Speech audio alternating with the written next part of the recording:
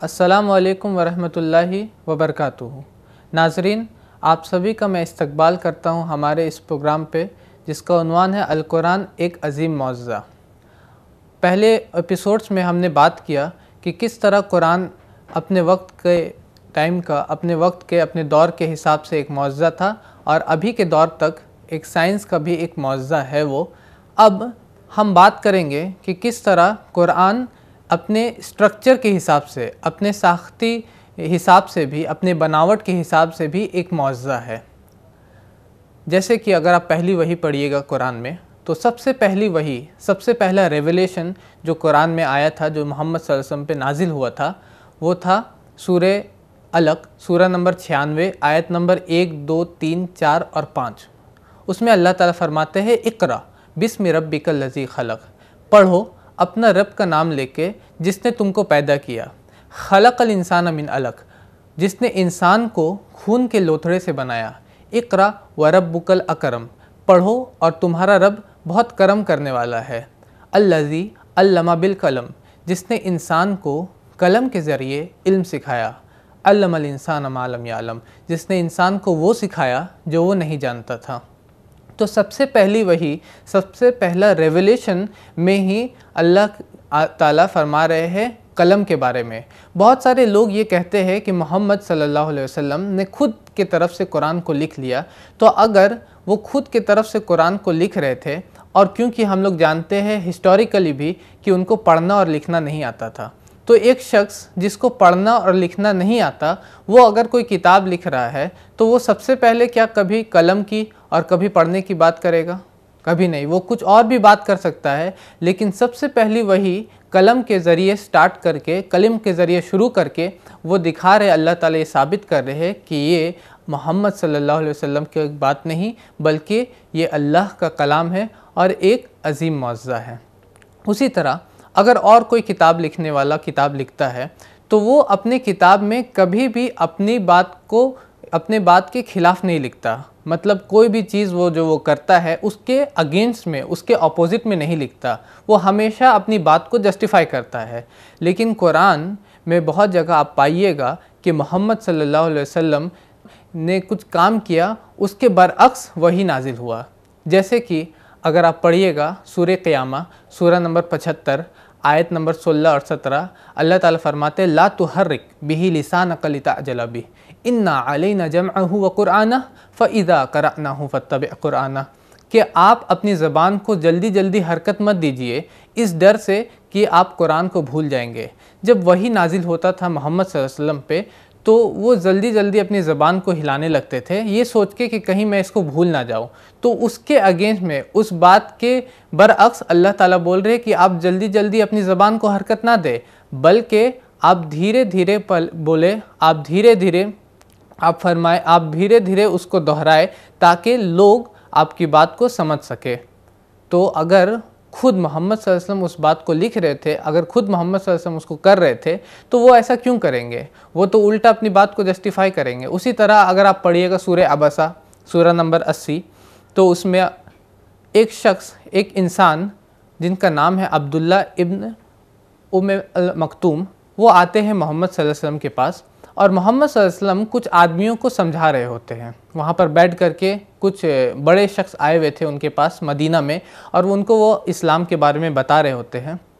तो जब वो आदमी आता है, अब्दुल्ला इब्न अल मक्तूम, वो आता है, वो एक नाबीना सहाबी है, वो आते हैं रज़ियल्लाहु ताला अन्हु। तो नबी सल्लल्लाहु अलैहि वसल्लम उस वक्त, क्योंकि उनसे बात कर रहे होते हैं, दूसरे लोगों से बात कर रहे होते हैं, तो वो जब इंटरप्ट करते हैं, बीच में बोल देते हैं, तो ये चीज़ नबी सल्लल्लाहु अलैहि वसल्लम को, मोहम्मद सल्लल्लाहु अलैहि वसल्लम को पसंद नहीं आता। तो फ़ौरन वो अपने चेहरे को दूसरे तरफ फेर लेते हैं, उस नाबीना सहाबी से दूसरे तरफ कर लेते हैं, और इसी पे अल्लाह ताला वही नाजिल करते हैं, अबसा व तवल्ला अन जाअहुमुल आमा, कि तो उसने अपने चेहरे को फेर लिया ये देख करके कि उसके पास एक नाबीना शख्स आया है। मतलब क्यों, उनको जब ये बात ख़राब लगी नबी सल्लल्लाहु अलैहि वसल्लम को कि कोई शख्स बीच में आकर के टोक रहा है, तो उन्होंने अपने चेहरे को दूसरे तरफ फेर दिया। लेकिन अल्लाह ताला ने वही में नाजिल किया कि नहीं, ये बात गलत है। जो शख्स बीच में आ रहा है, हो सकता है कि वो तुम्हारी बात को सुनने के ज़्यादा मतलब सुनने के ज़्यादा हकदार हो सकता है कि तुम जो दूसरे लोगों को, जो बड़े लोगों को तुम बता रहे हो, उससे ज़्यादा वो आपकी बात को सुनने का हकदार हो। तो आपने ये चीज़ जो बोला, ये जो काम किया, वो चीज़ अल्लाह ने उसकी तरदीद की वही के ज़रिए। तो अगर कोई इंसान खुद से किताब लिख रहा होगा तो कभी भी ऐसे नहीं करेगा, वो तो खुद ये कहेगा कि मैंने ये जो काम किया इसलिए क्योंकि वो बीच में इंटरप्ट कर रहा था, तो मैंने ऐसा किया क्योंकि इंटरप्शन सही चीज़ नहीं है। लेकिन क्योंकि ये कलाम, ये कुरान मोहम्मद सल्लल्लाहु अलैहि वसल्लम की बात नहीं है, बल्कि ये अल्लाह का कलाम है, इसलिए उसमें अल्लाह ताला वही से बोलते हैं कि नहीं, उन्होंने ये चीज़ सही नहीं किया, उन्होंने जब अपने चेहरे को दूसरे तरफ फेर लिया। उसी तरह कुरान में और भी बहुत सारे स्ट्रक्चरल मिरेकल है, साख्ती मौज़ात है। जैसे कि आज का दौर है, कुछ साल पहले दौर था टेलीग्राम्स का, आज का दौर हम लोग बोल सकते हैं कि ट्वीट्स का दौर है। कम अल्फाज में ज़्यादा मैसेज देना आज के लिए हम लोग जानते हैं, क्योंकि आज का दौर में हम लोग बहुत सारे ट्विटर होता है और हम लोग 100 मिनट में 100 खबरें सुनते हैं, और उस तरह के न्यूज़ के भी ऐप्स होते हैं जिसमें कम से कम वक्त में हमको ज़्यादा से ज़्यादा जानने का ज़्यादा से ज़्यादा इल्म मिल सके, ज़्यादा से ज़्यादा इन्फॉर्मेशन मिल सके। तो अल्लाह ताला फरमाते हैं कुरान में, अगर आप कुरान पढ़िएगा तो कुरान को भी एक बुक ऑफ टेलीग्राम्स या बुक ऑफ ट्वीट्स भी कह सकते हैं।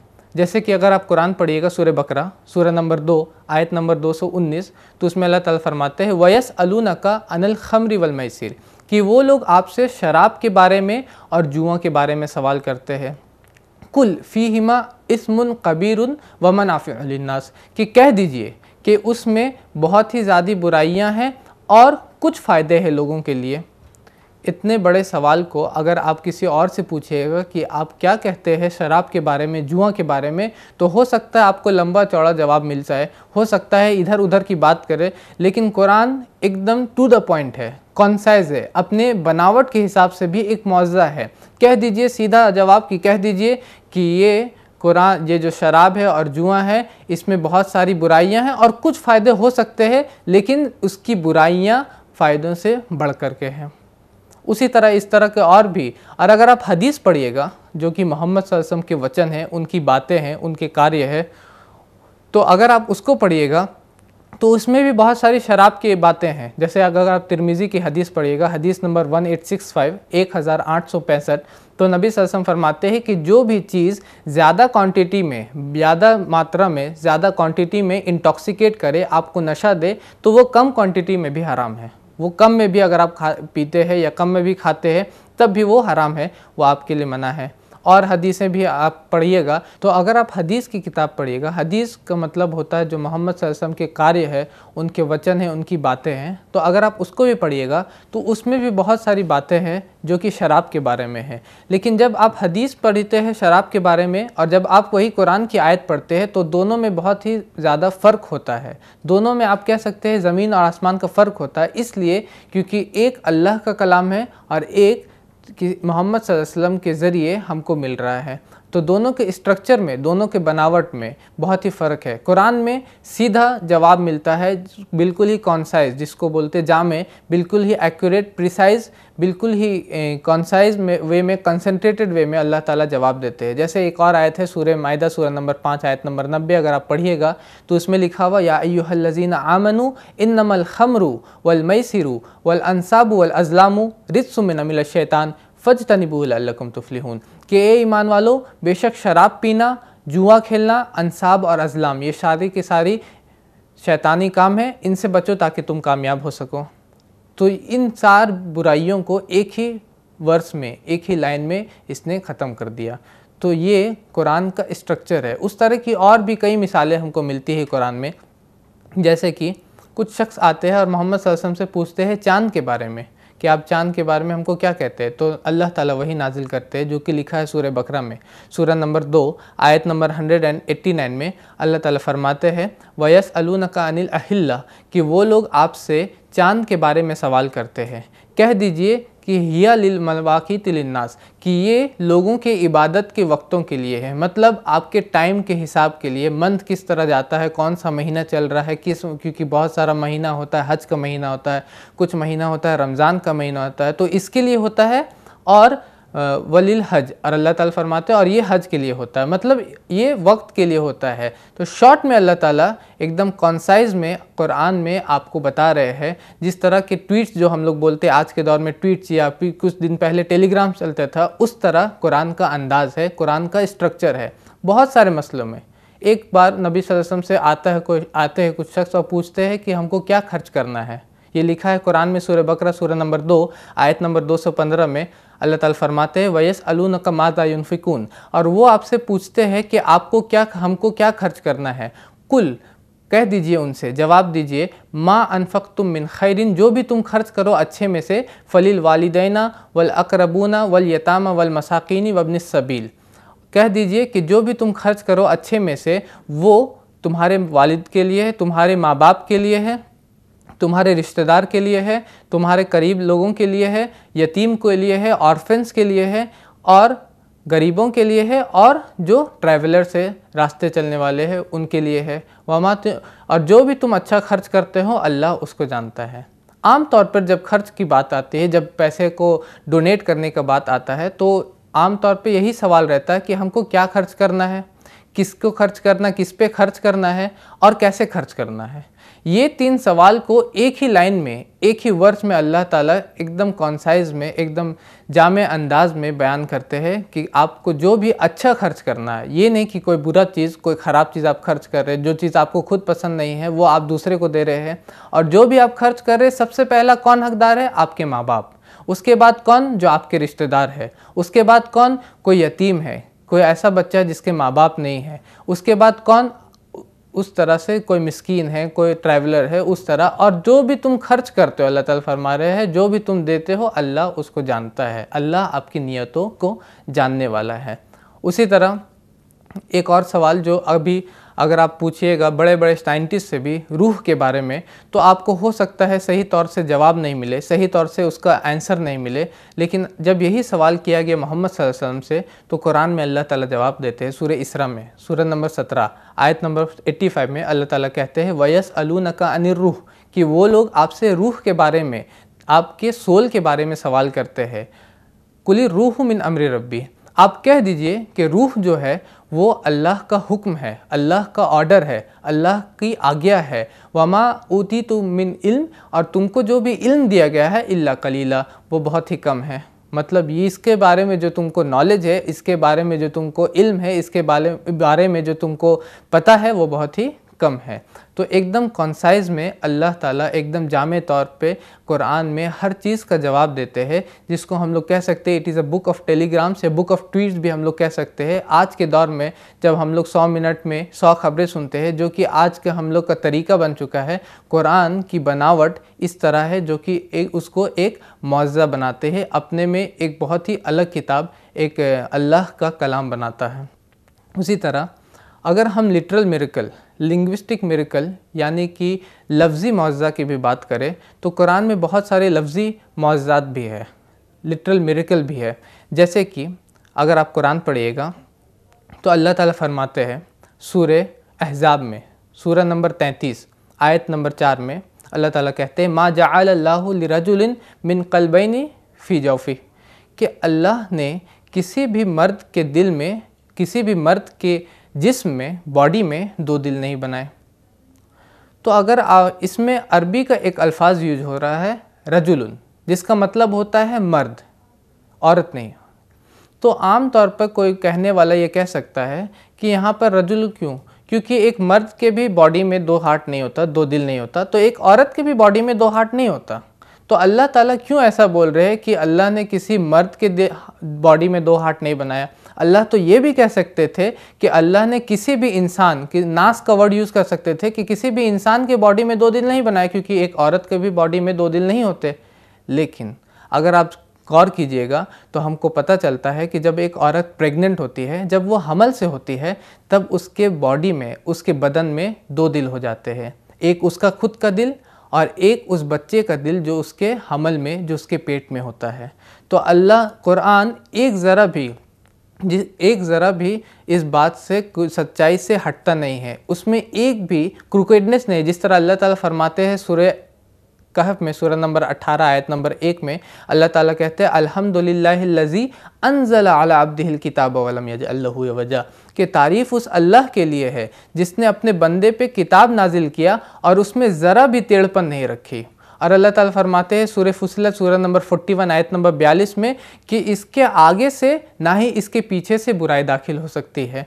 तो अल्लाह ताला ज़रा सा भी, क्योंकि अगर वहाँ ये कह दिया जाता कि किसी भी इंसान के बदन में दो दिल अल्लाह ने नहीं बनाए, तो जब एक औरत हमल से होती, जब एक औरत प्रेग्नेंट होती तो ये बात गलत साबित हो जाता। लेकिन कुरान का ये लफ्ज़ी मौजज़ा है, कुरान का एक ये मौजज़ा है कि अल्लाह ने वहाँ रजुल का इस्तेमाल किया, वहाँ मर्द के लफ्ज़ का इस्तेमाल किया।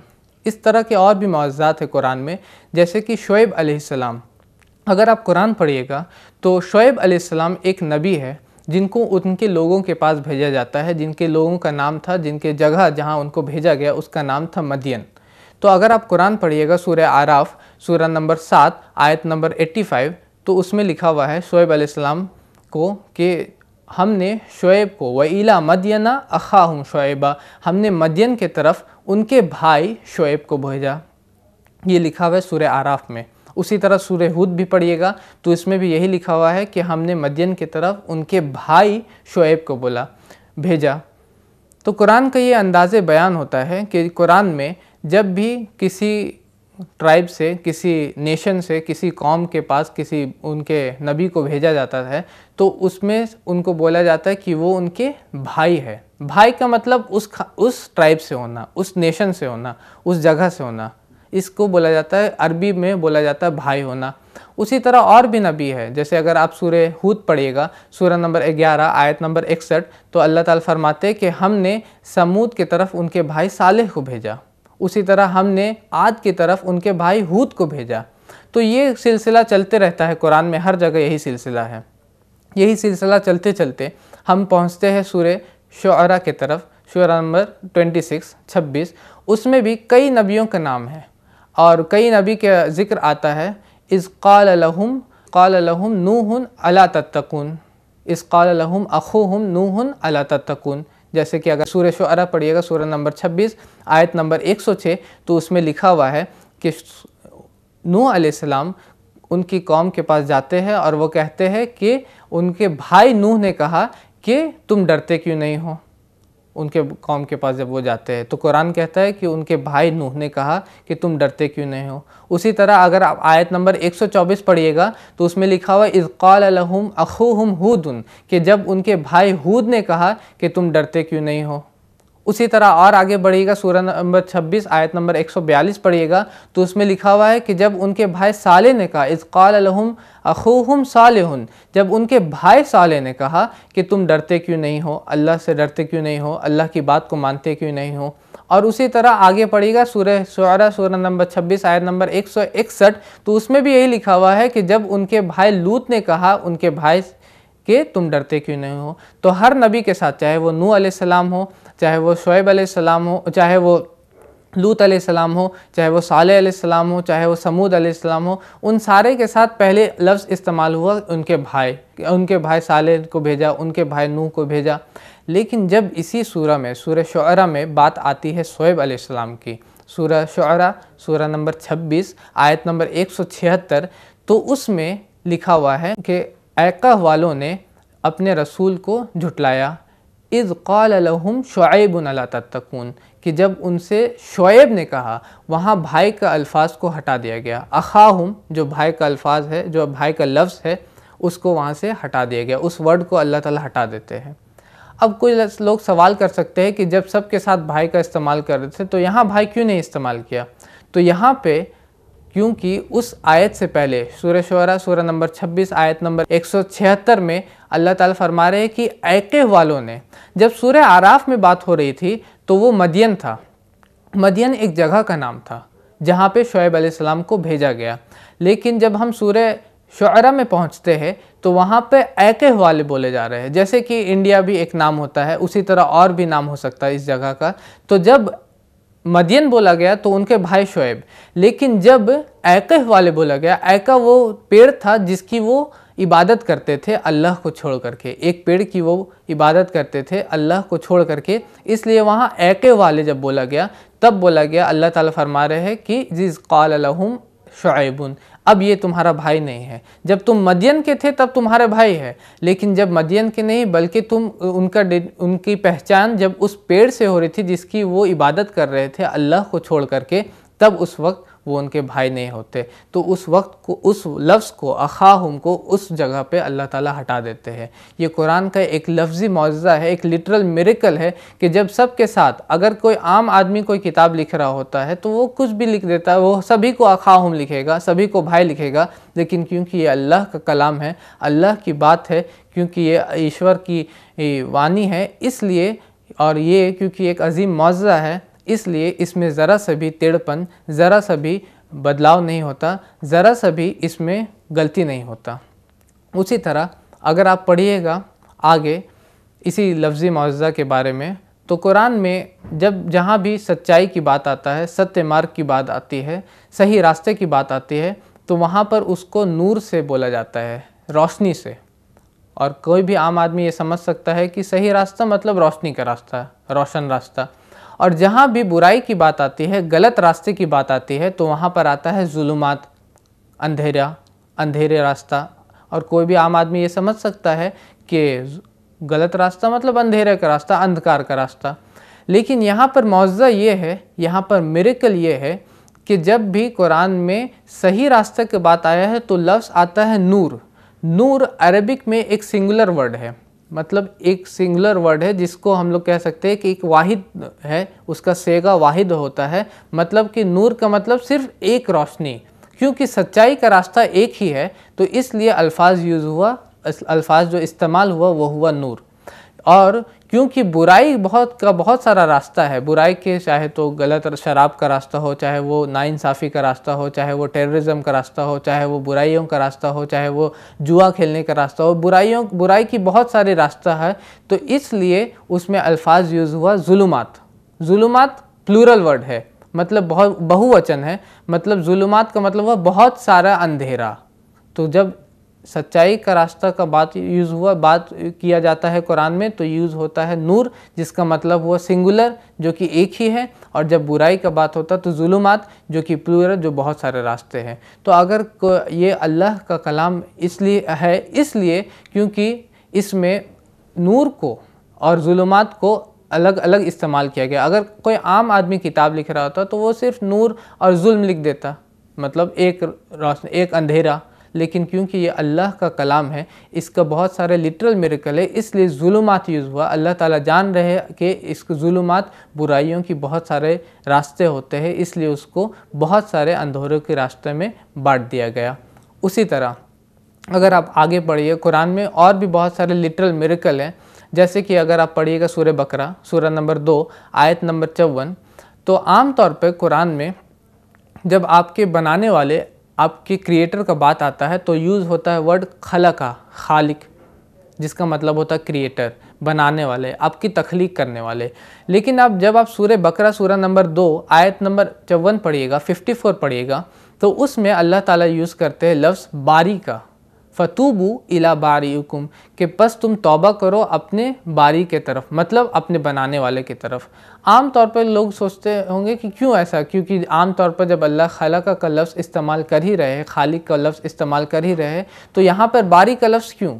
तो बाद में अगर आप उस पर गौर कीजिएगा, अगर आप उस पर थिंक कीजिएगा, सोचिएगा, तो आपको पता चलता है जब सूरह बकरा सूरह नंबर 2 आयत नंबर 54 में जब लिखा गया, बारी का लफ्ज़ को इस्तेमाल किया गया, तो वहाँ पर बात हो रही है बनी इसराइल की तरफ, वहाँ पर बात हो रही है चिल्ड्रन ऑफ इज़राइल की, यहूदियों की वहाँ पर बात हो रही है। तो क्योंकि यहूदियों को अल्लाह ने निजात दिया था, आज़ादी दी थी फ़िरऔन से, इसलिए वहाँ पर अल्फाज यूज़ हुआ बारी। क्योंकि बारी का एक और मतलब होता है आपको निजात देने वाला, आपको फ्रीडम देने वाला, आपको आज़ादी देने वाला।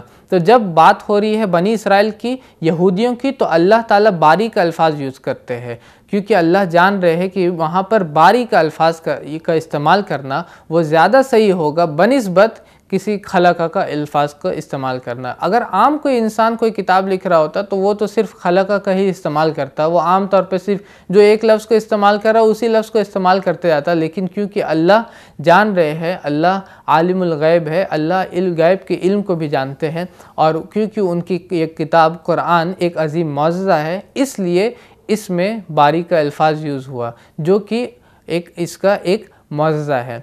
उसी तरह और भी मौजज़ात है कुरान में, लिटरल मिरेकल है। जैसे कि अगर आप सूरह बकरा पढ़िएगा, सूरह नंबर 2 आयत नंबर 143, अल्लाह ताला फरमाते हैं उसमें उम्मतन वसतन लितकूनु शुहदा अलन्नास व यकूनु रसूल अलैकुम शहीदा, कि इसी तरह हमने तुमको दरमियानी उम्मत बनाया, कि एक मिडिल नेशन बनाया। तो ये दरमियान का अल्फाज वहाँ पर है, मिडिल अल्फाज है पूरे सूरह बकरा के बीचों बीच। सूरह बकरा में 286 आयत है, 143 में अल्लाह ताला फरमा रहे हैं कि आपने आपको एक मिडिल नेशन बनाया। तो जब नबी सल्लल्लाहु अलैहि वसल्लम के ऊपर ये कुरान नाजिल हो रहा था तो कुरान एक जगह जमा नहीं था, जिससे कि हमको पता नहीं था कि 286 या कितना आयत है उसमें। लेकिन फाइनली जब कुरान जमा किया गया तो उसमें हमको पता चल गया कि 286 आयत है, और अल्लाह ने बिल्कुल बीचों बीच इसमें 143 नंबर आयत में ये मिडल रखा, जिससे कि ये एक लफ्ज़ी मौजज़ा हमको पता चला कुरान का। तो नाज़रीन, आज हमने ये जाना कि किस तरह कुरान का स्ट्रक्चर, कुरान की बनावट एक मौजज़ा है, और किस तरह बहुत सारे लिटरल मिरेकल है, लिंग्विस्टिक मिरेकल है, लफ्ज़ी मौजज़ा भी है कुरान का, जो इस किताब को, इस कलाम को एक अजीम मौजज़ा बनाता है।